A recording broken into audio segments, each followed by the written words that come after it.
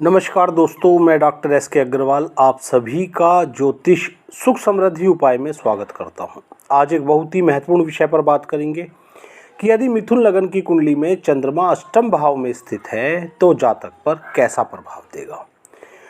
यह वीडियो इसलिए ज़्यादा महत्वपूर्ण है क्योंकि मिथुन लगन के स्वामी हैं बुध, और बुध अपने पिता चंद्रमा के परम शत्रु हैं, जबकि चंद्रमा बुध को अपना शत्रु नहीं मानता।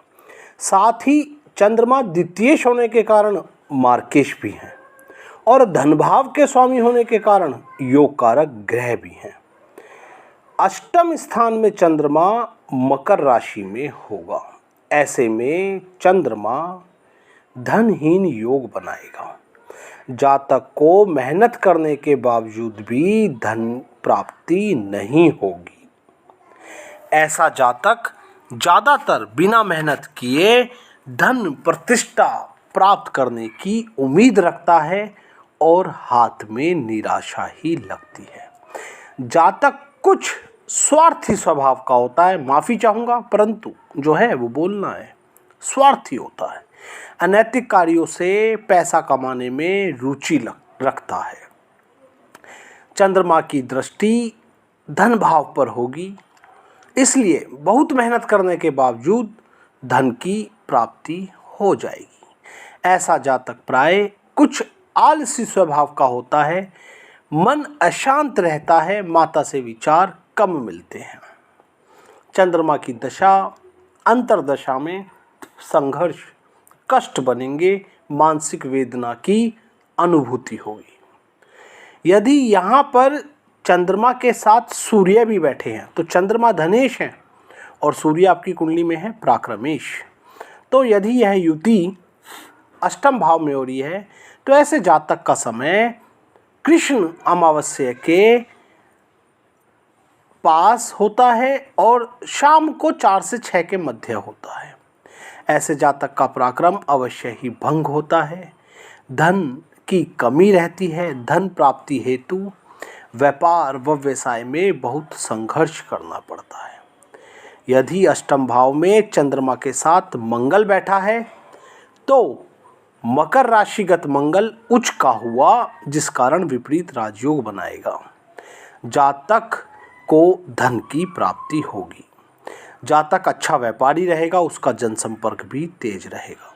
यदि चंद्रमा के साथ बुध बैठे हैं तो ऐसे जातक के लाख मेहनत करने के बावजूद भी लाभ का फल नहीं मिल पाता, धन प्राप्ति नहीं हो पाती। यदि चंद्रमा के साथ गुरु बैठे हैं अष्टम भाव में तो दुनिया कहती है गुज केसरी योग है, ये हो जाएगा वो हो जाएगा, परंतु जातक को धन प्राप्ति हेतु बहुत संघर्ष बनते हैं।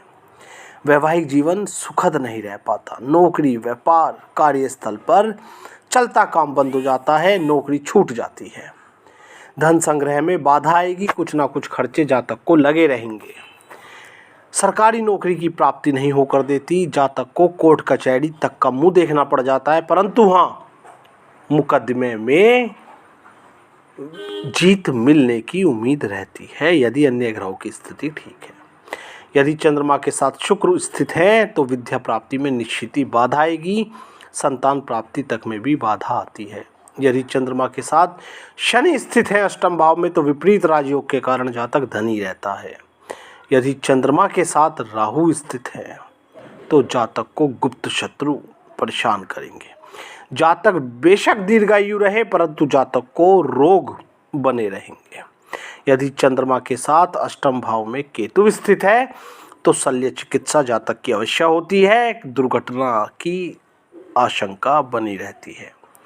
यदि आप अपनी कुंडली का संपूर्ण विश्लेषण करवाना चाहते हैं तो मैंने संपर्क सूत्र दिया है, आप संपर्क कर सकते हैं। एक छोटा सा शुल्क अदा कर यह सुविधा प्राप्त कर सकते हैं, उपाय जान सकते हैं, जीवन को सरल बना सकते हैं। साथ ही यदि आप मेरी चैनल पर नए हैं, अभी तक आपने मेरा चैनल सब्सक्राइब नहीं करा है तो प्लीज़ चैनल सब्सक्राइब करें, ऑल पर क्लिक करें ताकि सभी इन्फॉर्मेटिव वीडियोस का नोटिफिकेशन आपको समय समय पर मिलता रहे और ऐसी बहुत सुंदर जानकारियाँ आपको प्राप्त होती रहे। साथ ही चैनल को लाइक, कमेंट, शेयर अवश्य करिएगा।